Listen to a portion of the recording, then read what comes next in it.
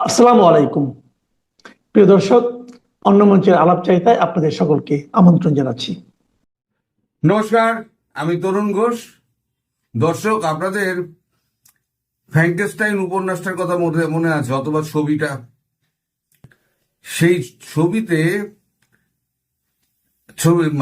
বইটা লিখেছিলেন Mary Shelley. 1818 সাল মতান্তরে 1831 সালে এই উপন্যাসটা তিনি লিখেছিলেন। তিনি একজন বিজ্ঞানীর উপন্যাসে তিনি একজন বিজ্ঞানীর চরিত্র করেছিলেন, বর্ণনা করেছিলেন, যিনি একটা যন্ত্র বানিয়েছিলেন। সেই যন্ত্রটা হচ্ছে একটা পাশবিক যন্ত্র। সেই যন্ত্রটার হাতেই একদিন তার মৃত্যু হয়। এখন এই ফ্র্যাঙ্কেনস্টাইনের সঙ্গে কার তুলনা করেছেন জানেন? আর কে তুলনা করেছে শুনলে অবাক হয়ে যাবেন। ফ্র্যাঙ্কেনস্টাইনের সঙ্গে ডক্টর ইউনুসের তুলনা করেছেন স্বয়ং খলিলুর রহমান। এটা তিনি যেমন আমেরিকায় এনএসএ, আমেরিকার গোয়েন্দা প্রধান, এনএসএ আমি বলবো না, গোয়েন্দা প্রধান সকল প্রতিষ্ঠানের তুলসী গ্যাবার্টকে যেমন বলেছেন, তেমন তিনি আমাদের যিনি এনএসএ অজিত দোভালকে একই কথা বলেছেন। গতকালকে তাড়াহুড়ো করে অজিত দোভালের সঙ্গে দেখা করার জন্য তিনি একবার দিল্লি চলে আসেন। আজকে তার আসার কথা ছিল, কালকেই তিনি ঢাকা পৌঁছেছেন। এর আগে কাতার থেকে তিনি গেছিলেন ওয়াশিংটন ডিসি। সেখানে গিয়ে তিনি তুলসী গ্যাবার্ডের সঙ্গে দেখা করেন এবং তুলসী গ্যাবার্ডের সঙ্গে কথাবার্তা বলেন। তুলসী গ্যাবার্ডের সঙ্গে কি কথাবার্তা হয়েছে সে তো আর আমরা জানতে পারবো না। এগুলো যদি বলা হয় তাহলে পরে মিথ্যে কথা বলা হবে। তার সঙ্গে যখন খলিলুর রহমানের যখন কথা হয়, যেটুকু কথা, এবার ফিরে এসে খলিলুর রহমান, তার দায়িত্ব ছিল অজিত দোভালকে ব্রিফিং করা। এখন অজিত দোভালকে যখন তিনি ব্রিফিংটা করেন, সেই সময়তে তিনি এই উপমাটি ব্যবহার করেন। এখন উপমাটা ব্যবহার করছেন কেন? কারণ এই যে খলিলুর রহমান, ইনি এনএসএ ছিলেন, আমাদের এখনো পদাধিকার বলে এখনো তিনি এনএসএ, কিন্তু এনএসএ এর কাজটা কিন্তু রেগুলারলি উনি করছেন না। উনি খুব অপমানিত হয়ে উনি ফিরে চলে গেছিলেন। উনি চলে গেছিলেন নিউ ইয়র্ক থেকে, সেখান থেকে কাতার, কাতার থেকে আবার ওয়াশিংটন ডিসি হয়ে তিনি ঢাকায় এসছেন। ঢাকায় এসে তিনি ইউনুসের সঙ্গে দেখা করেছেন। দেখা করে তুলসী গ্যাবার্ড যে প্রস্তাবগুলো ইউনুসকে দিয়েছে, সেই প্রস্তাবগুলো নিয়ে উনি বলে দেন, আলোচনা করেন। আলোচনা করে তার মতামত নিয়ে তিনি চলে যান একেবারে সোজা আমাদের নয়াদিল্লিতে। এখানে আমাদের এনএসএ অজিত দোভালের সঙ্গে তিনি দেখা করেন। গতকালকে একটা রাত্রিবেলার শর্ট মিটিং হয়েছে, আজকে সকালবেলা আর একটা মিটিং হয়েছে, মোট দুটো মিটিং হয়েছে।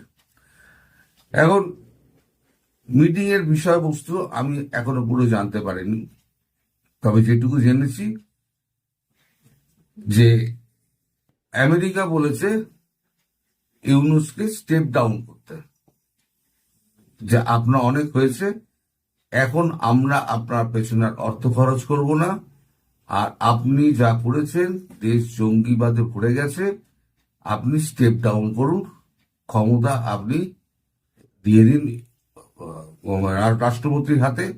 রাষ্ট্রপতির সংবিধান অনুযায়ী তিনি একটা নির্বাচনের ব্যবস্থা করবেন, অথবা তিনি যে প্রধানমন্ত্রী আছেন, নির্বাচিত প্রধানমন্ত্রী আছেন, তাকে ডেকে পাঠাবেন। ডেকে পাঠিয়ে তিনি ক্ষমতা তার হাতে দিয়ে দেবেন। এটা গিয়ে আপনি বোঝান, আমাদের তরফ থেকে তাকে বোঝান।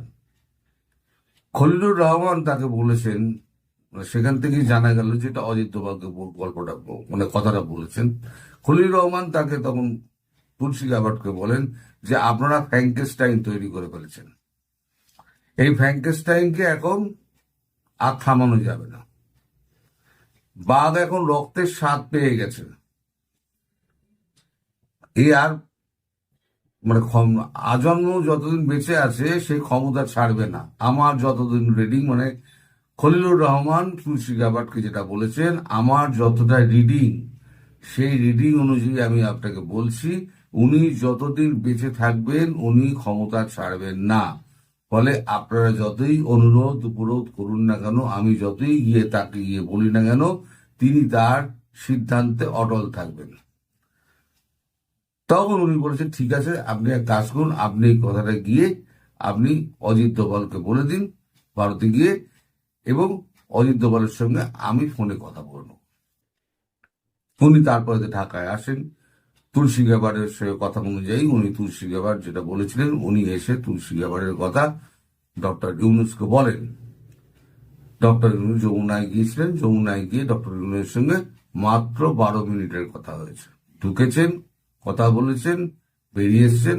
টোটাল সময় হচ্ছে, কথা বলার সময় 12 মিনিট, মানে মুখোমুখি যে কথাটা হয়।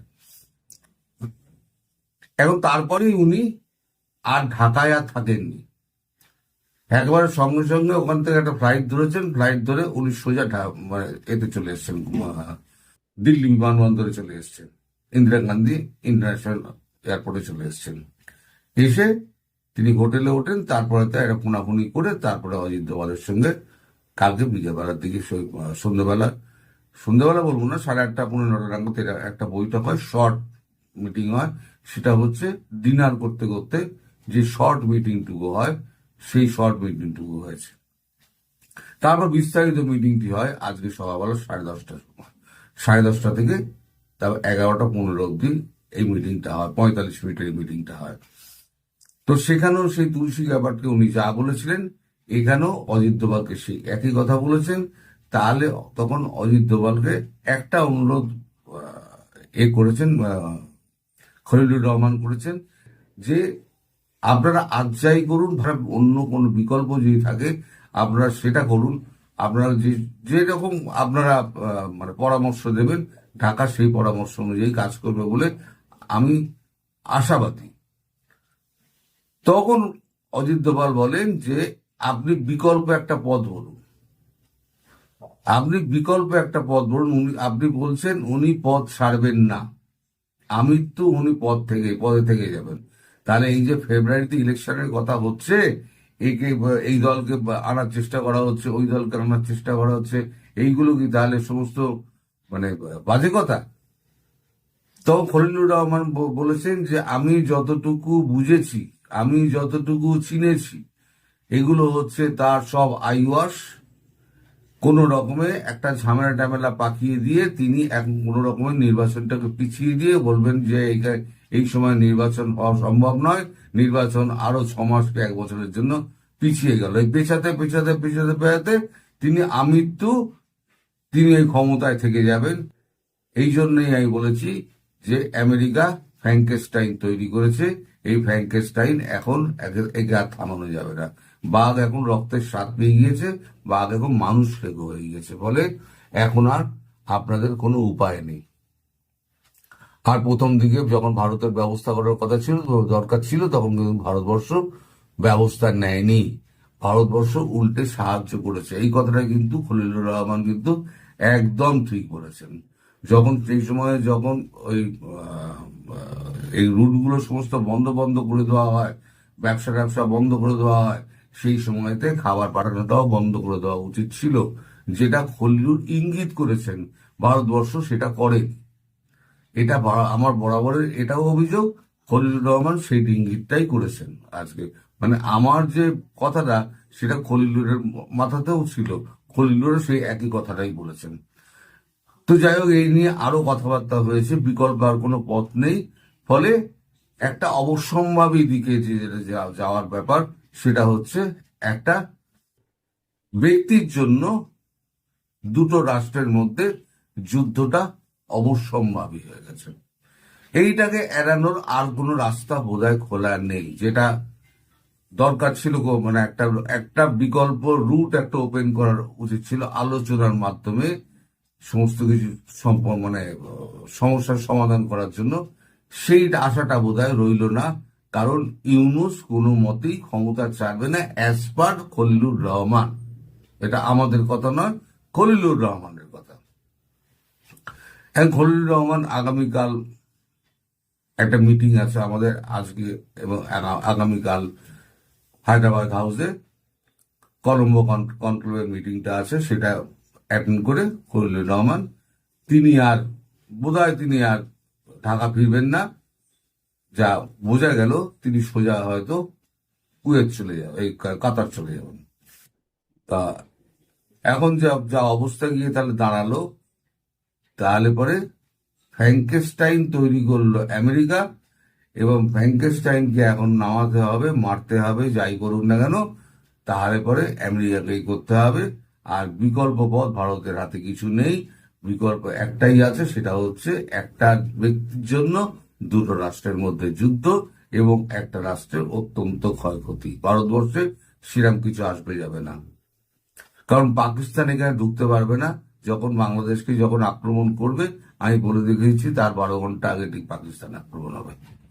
পাকিস্তান আক্রমণ হওয়ার সঙ্গে সঙ্গে পাকিস্তান এত ব্যস্ত হয়ে পড়বে, ওই যে আফগানরা একই সঙ্গে আফগানরা অ্যাটাক করবে, ভারতের খেলা এটা, আফগান অ্যাটাক করবে, এদিকে তালিবানরা টিটিপির মধ্যে ঢুকে, তালিবানরা টিটিপি এখানে ঢুকে মারবে, ওদিকে বালুচ মারবে,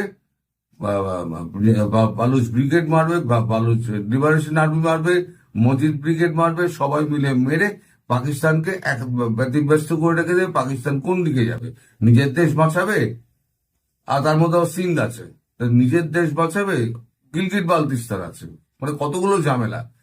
তারপরে সে বাংলাদেশে এসে কি করবে? এর মধ্যে আবার একটা রাশিয়ার যুদ্ধ জাহাজ এসে এখানে সৌহার্দ্য বিনিময় করে গেল। আসলে সৌহার্দ্য বিনিময় নয়, এটা হচ্ছে একটা বার্তা দেওয়া, এটা কূটনৈতিক বার্তা যে আমরা এই মহাসাগরীয় অঞ্চলে রয়েছি, যদি পাকিস্তান এপাশ থেকে আসে বা কোনো কারণে যদি আমেরিকান যদি আসে, যেটা 71 সালে হয়েছিল, তাহলে পরে আমরা এখানে কিন্তু রয়ে গেছি বলে ওইখানেই কিন্তু ওই 2-1 দিনের জন্য থাকবে, সৌহার্দ্য কি সব বিনিময় টিনিময় হবে। এগুলো হচ্ছে সব নাটকীয় ব্যাপার, সমস্তটা হচ্ছে সাজানো নাটক। আসল নাটকটা হবে ওই মহাসাগরীয় অঞ্চলের মধ্যে গিয়ে দাঁড়িয়ে থাকা এবং অপেক্ষা করা যতক্ষণ না পর্যন্ত যুদ্ধটা শুরু হচ্ছে এবং শেষ হচ্ছে। তবে এর ফল কি হবে আমি জানি না এই মুহূর্তে। তবে খলিলুর দেখে দিয়েছে ইউনুসকে অ্যাজ ফ্র্যাঙ্কেস্টাইন। তাহলে আপনারা এখন ফ্র্যাঙ্কেস্টাইনের হাতে পড়েছেন। এই ফ্র্যাঙ্কেস্টাইনের হাত থেকে উদ্ধার পেতে গেলে কি হবে আমি জানি না, ভবিষ্যৎ কি আছে আমি জানি না। তবে বিষয়টা এখানে থেমে থাকবে না, এরপরে বিষয়টা আরো এগোবে এবং ঘটনা বহুল একটা ব্যাপার হবে। এর বেশি আমি আর কি বলতে পারি বলুন? আমার হাতে আর কোনো খবর নেই। আমি যেটুকু পেয়েছি কাল রাত্রির থেকে আজ পর্যন্তই, সকাল পর্যন্ত যতটুকু পেয়েছি আমি আপনাদেরকে বললাম। এরপর আপনারা বুঝে নিন যে কি হতে পারে না হতে পারে।